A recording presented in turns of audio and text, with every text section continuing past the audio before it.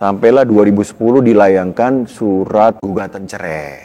Sebelum cerai, saya ajak ketemu mantan istri ini. Sekarang udah mantan ya. Saya rekam suaranya. Saya bawa ke pengadilan akhirnya. Sama saya bongkar, saya bawa rekaman. Ini rekaman suaranya istri saya waktu itu. Kita udahlah urus aja surat-suratnya. Karena kamu udah nggak jamaah. Nah itu, bismillah. Jauh-jauh ke Bogor, saya naik motor waktu itu. Sampai Bogor, bener panitia diancam, diteror. Saya sampaikan, itu langsung ada yang teriak. Wah, kayaknya provokatornya dia tuh. Saya baca ayat kursi sambil nangkepin tangan orang. Kena pukul saya sini. Masuk kamar marbot, saya kunci dari dalam. Itunya digedor-gedor, kaca dipecahin. Wah, Masya Allah. Saya di dalam kamar langsung WA, langsung BBM. Beberapa tokoh-tokoh umat.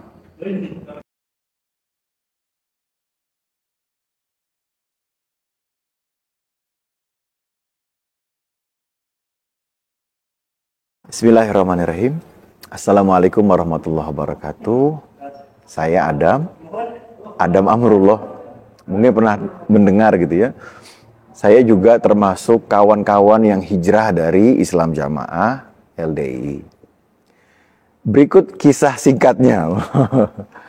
Yang pertama, saya dari lahir waktu itu tahun 77 dari keluarga besar yang mana pihak bapak saya, ibu saya, bahkan kakek, nenek dari bapak dan ibu, lalu bapak dan ibu dan semua sepupu, om, sampai cucu, cicit itu semua Islam Jamaah 100%.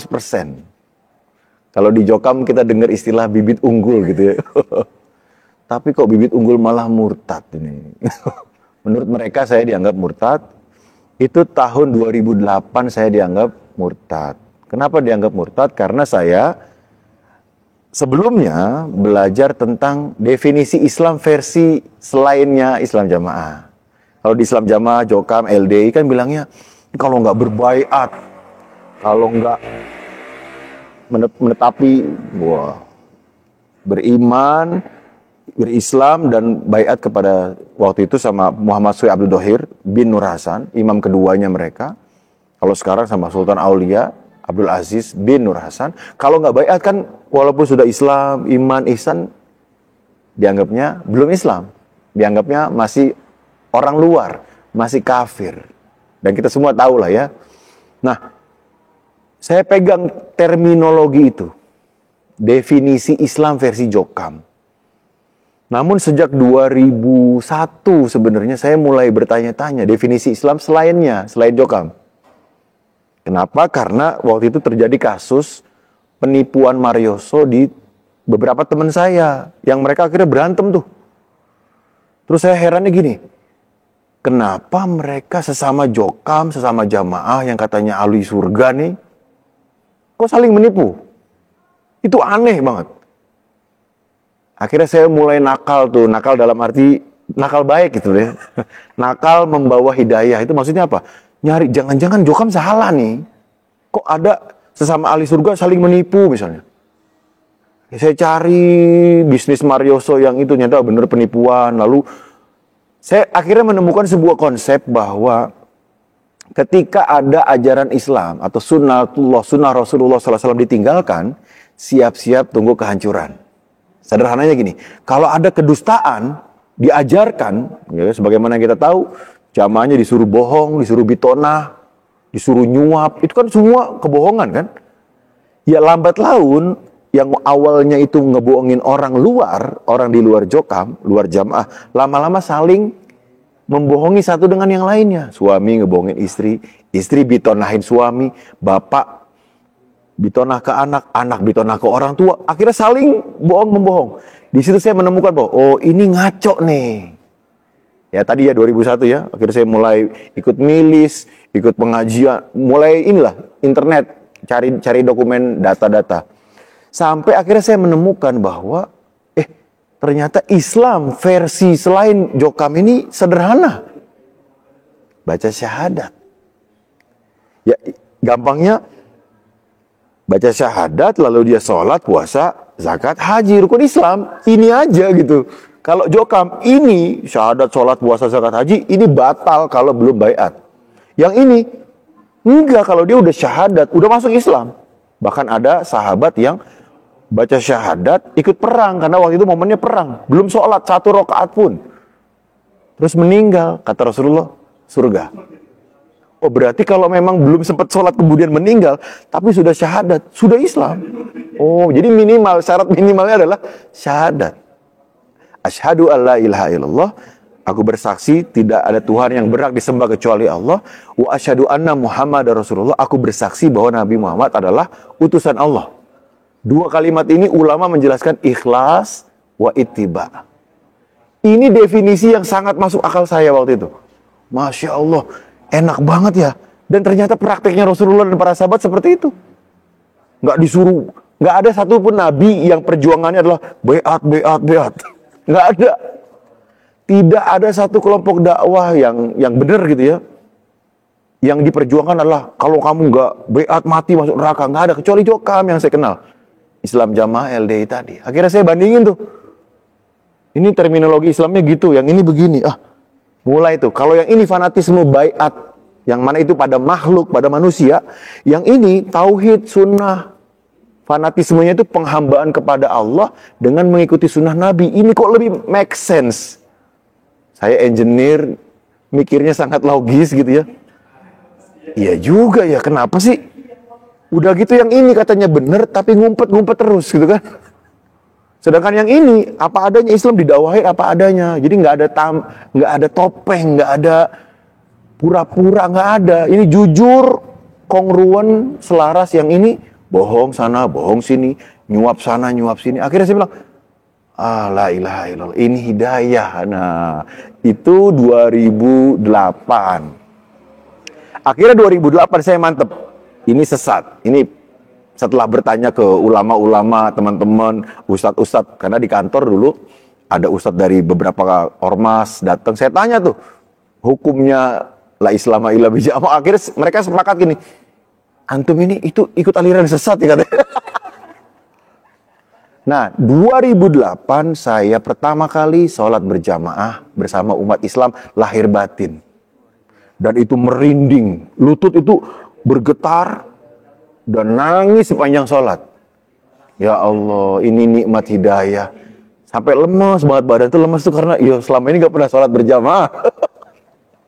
Baru mengakui selain Jokam gitu yang muslim ya muslim. Gak bisa langsung dikafirin, NU dikafirin, Muhammadiyah dikafirin, PKS waktu itu dikafirin. Enggak begitu. Seseorang masuk Islam bukan karena baiat sama Nur Hasan dan anak-anaknya, bukan, tapi karena bersyahadat, mengakui menyembah ibadah kepada Allah dengan mengikuti sunnahnya Rasulullah SAW.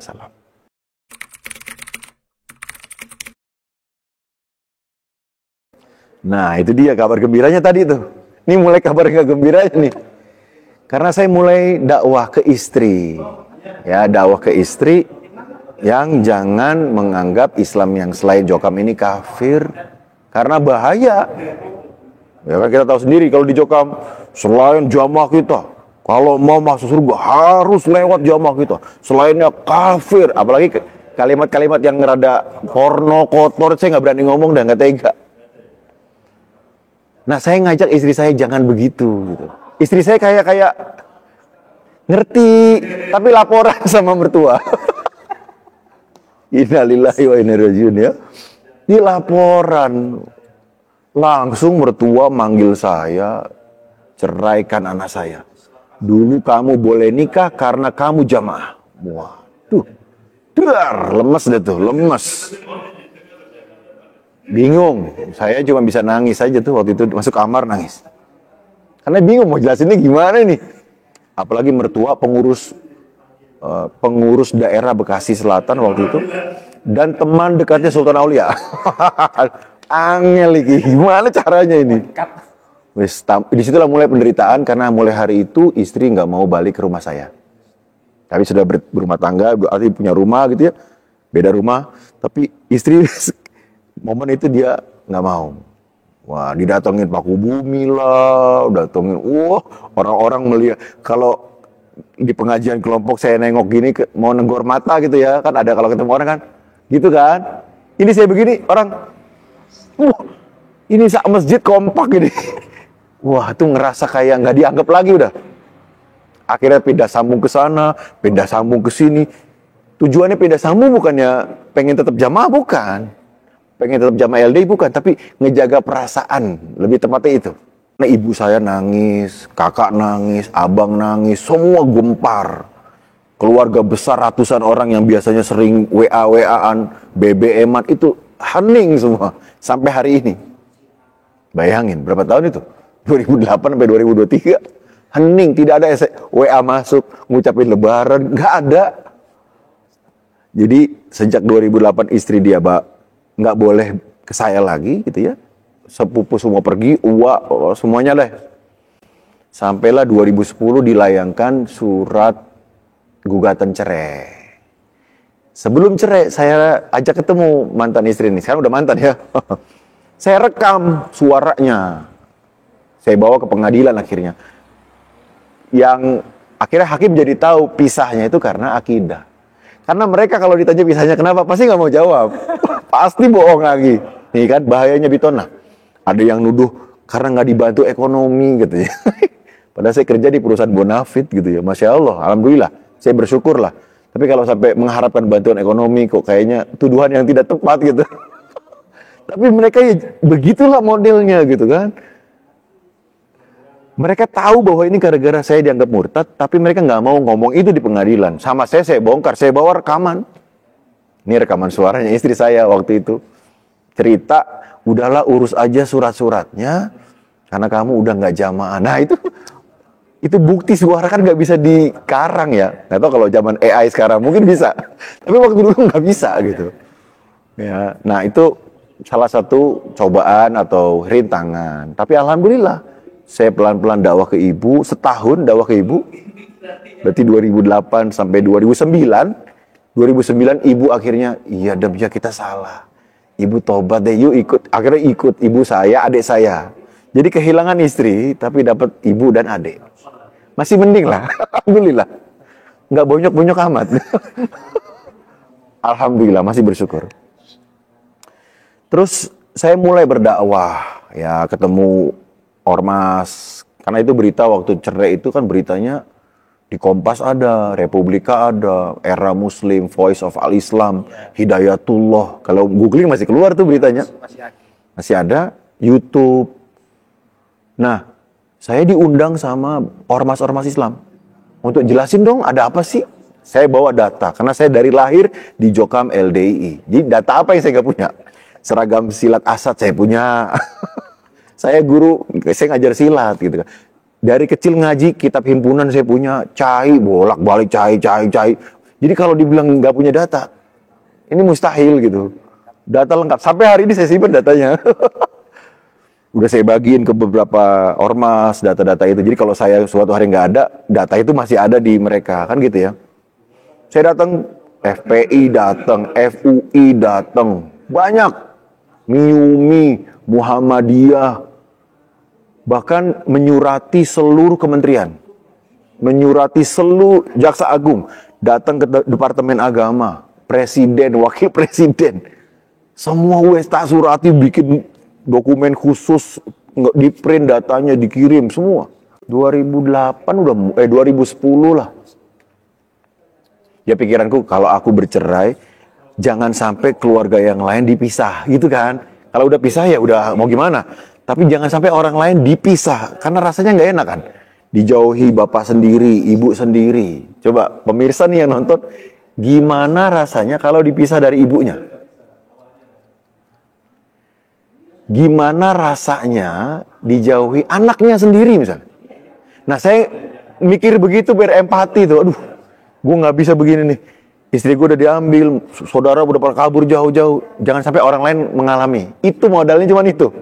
Akhirnya ngirim surat, tapi ternyata nggak berhasil dalam arti, ternyata saya sadar bahwa di Indonesia aliran sesat kayaknya nggak ada yang bubar deh.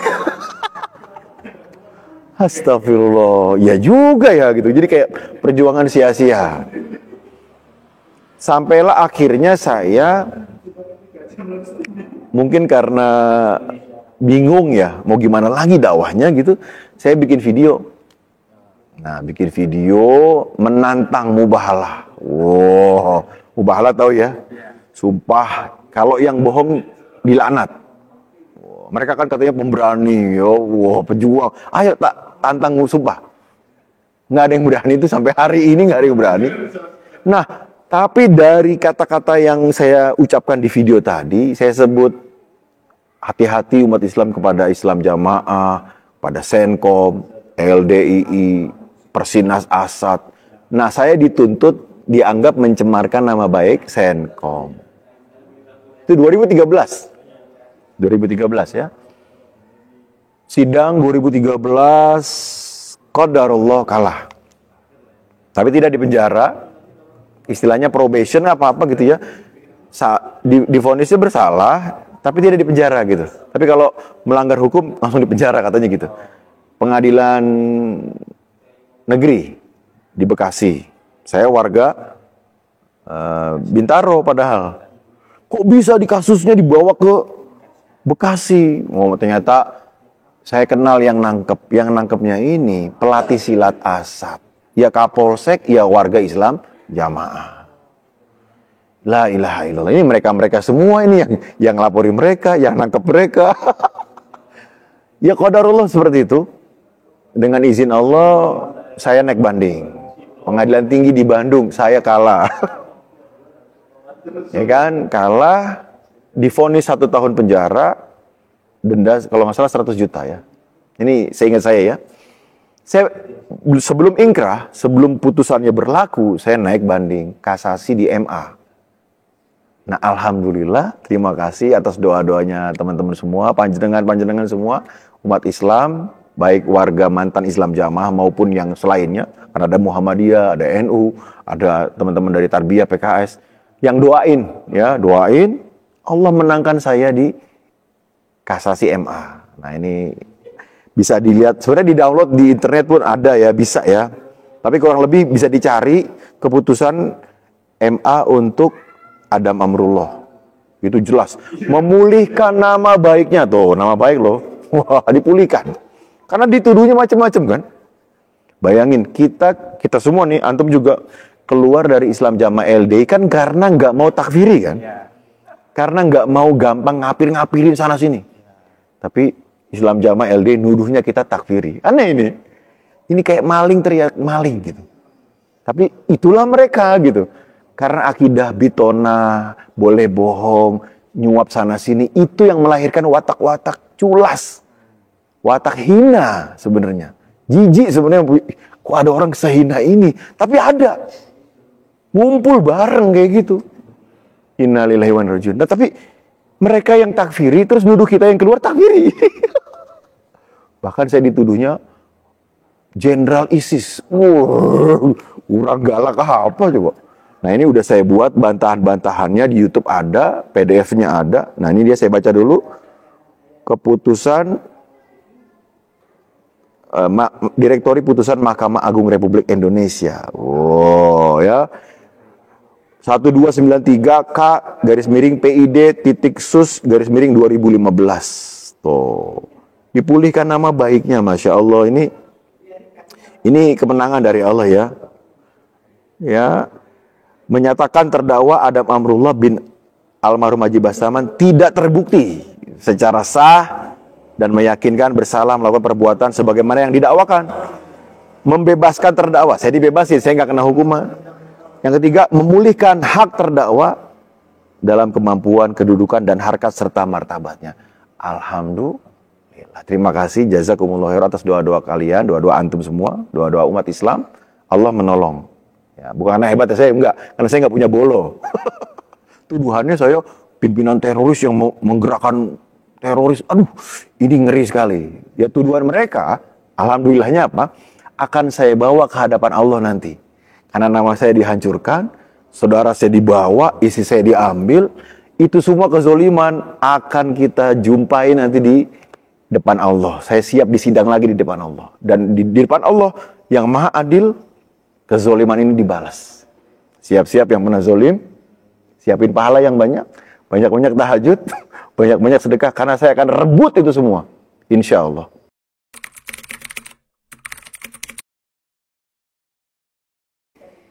Ya tadi ya, karena mulai sadar ada yang nggak bener di Jokam, mulai dongnya itu sebenarnya dari SD pun udah merasa resah karena kok teman-temanku dibilang kafir dari SD itu.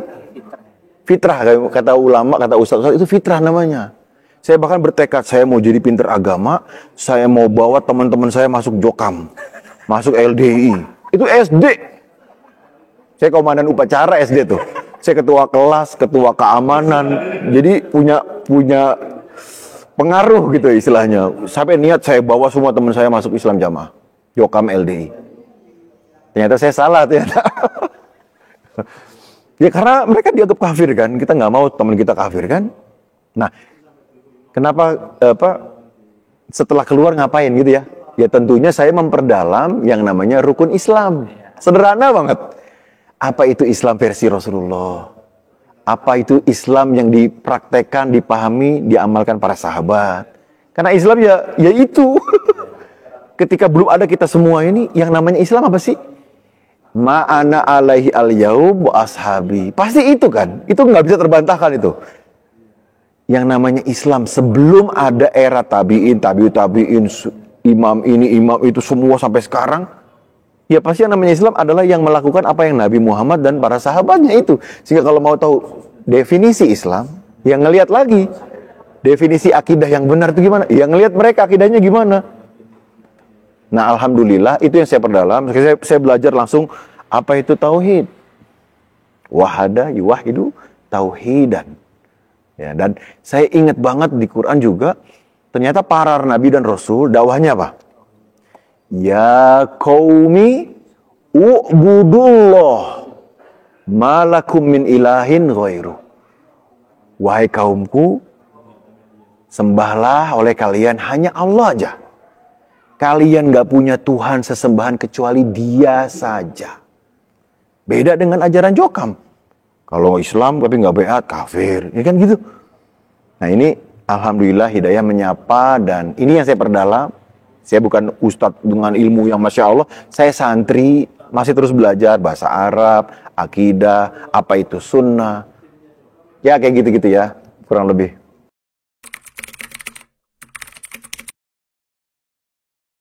Darullah ya, karena tadi ya, saya sering diminta oleh ormas-ormas, waktu itu yang minta Wika. Ada teman-teman dari Muhammadiyah dan enggak cuma Muhammadiyah sih, ada ormas Islam yang lain di sana. Saya lupa namanya ya, tapi kurang lebih forum komunikasi umat Islam yang beda-beda ormas ini ngumpul gitu di Bogor tuh, Ngariung. Salah satunya Muhammadiyah dan acara itu mau membongkar ajarannya Islam Jamaah LDI. Wah, saya dengan niat tadi ya, saya nggak mau orang menderita seperti saya gitu. Saya nggak mau orang dipisahin dari ibunya. Karena itu bayangin setahun, kalau ketemu ibu nangis. Gimana rasanya? Dam, kamu ini anak baik. Kenapa kamu murtad? Itu saya nangis juga jadinya. Bingung mau jelasinnya gimana ini, panjang ini. Adik saya bilang, Dam, kamu dulu yang paling rajin ngajak ngaji. Kok malah murtad? Bingung mau jelasin. Nah, saya karena rasa sedih perih itu, bismillah, jauh-jauh ke Bogor saya naik motor waktu itu. Kenapa naik motor? Karena dari Bekasi. Kenapa naik motor? Karena dugaan saya ini bakalan rame nih. Kalau naik mobil kan rada gede ya. Wes tak motor trail lagi. Wow, udah kayak Ali Sopan anak Salaman loh. Gayanya kayak sampai Bogor, bener panitia diancam, diteror.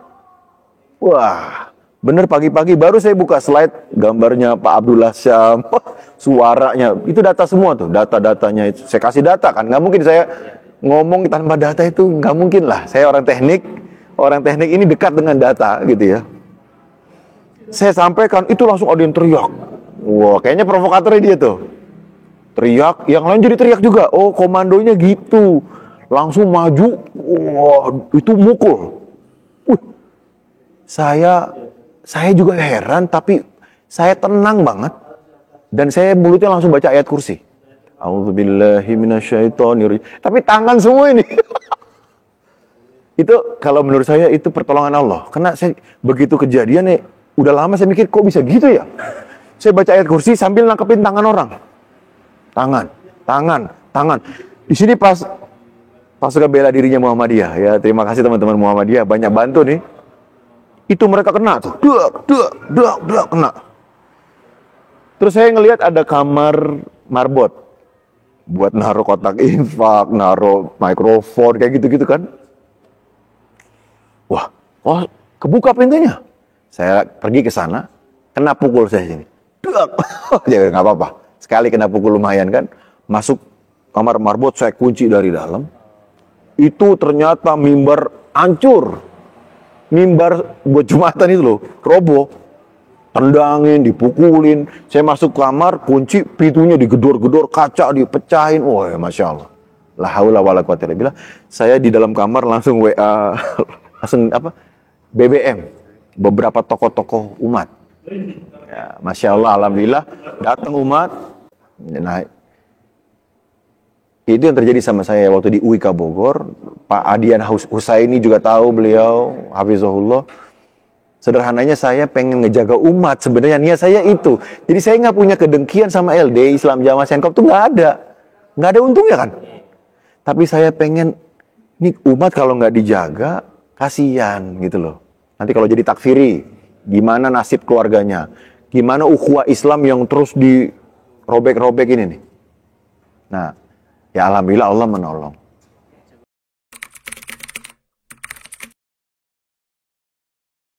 Alhamdulillah, ya.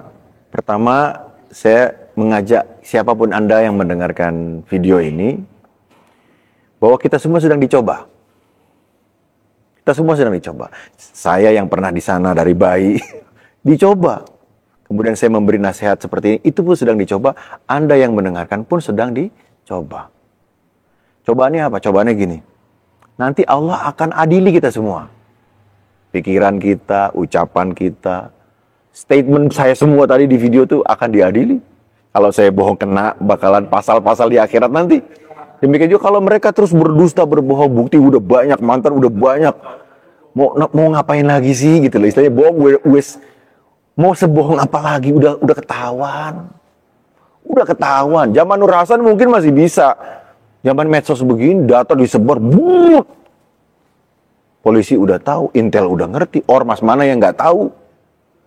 Saya cuma mau mengetuk hatinya. Pilihan Anda bagi, ini buat Jokam dulu nih. Mau secara legowo, oke, udah ketahuan ya. Wis aku tobat aja. Nah, mendingan begitu kan. Tiba, bohong sana, bohong sini, paradigma baru. Itu paradusta baru, kita tahu semua. Yuk, ketimbang berlama-lama dalam kesesatan, mendingan segera hijrah menuju cahaya, minaz zulumat ilan nur, minasyirkit ta'ah, ya mereka punya kesyirikan ketaatan kan kepada imamnya, ila tauhid, ila sunnah. Nah, saya mengajak kepada jokam-jokam yang sudah mulai melek, yuk pelajari akidah sebagaimana Nabi Muhammad miliki, sebagaimana sahabat miliki, pelajari bagaimana sih ibadah, bagaimana para nabi, Nabi Muhammad dan para sahabatnya beribadah, bermuamalah. Apa iya ada satu nabi di muka bumi ini yang mengajarkan akidah bitona misalnya, suap, riswa dengan uang haram lagi? Apa ada ajaran Islam, ajaran agama apapun bahkan yang seperti itu? Kalau nggak ada, wes nyerah sama Allah sekarang. Nyerah, segera hijrah, segera belajar.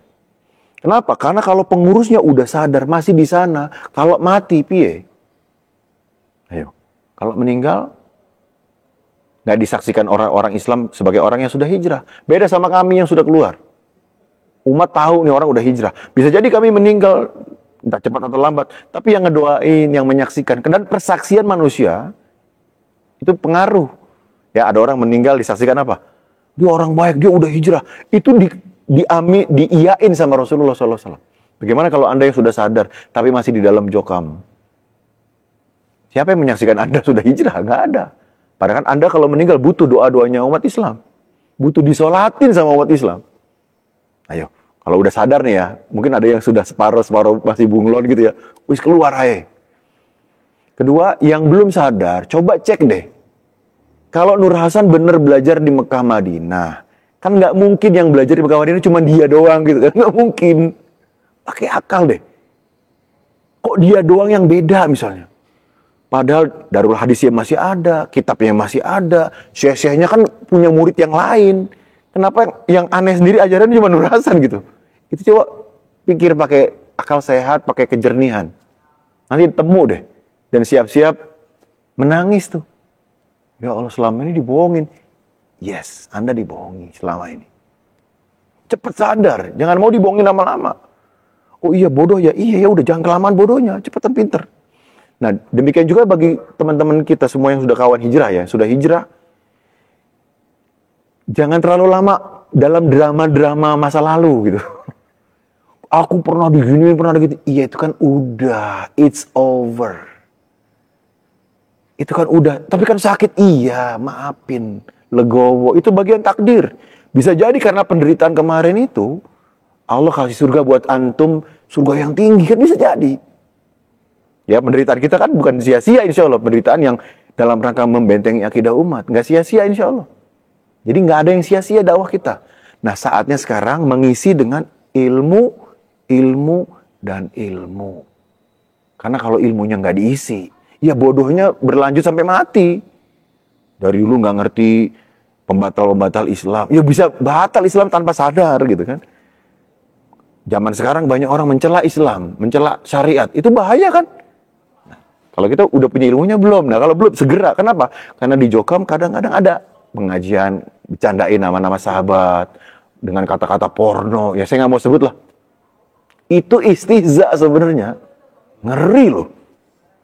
Jadi ayolah buruan segera ngaji. Jangan pernah kayak putus asa gitu. Udah merasa hidupnya habis, udah tua. Terus pernah tersesat, yaudah deh akhirnya futur. Jangan, justru bangkitkan. Wah aku dapat kesempatan kedua belajar agama. Belajar bahasa Arab. Walaupun susah, walaupun mungkin lama. Wis gak apa-apa. Yang penting istiqomah hijrahnya itu. Nanti hasilnya jadi apa ya wallahualam.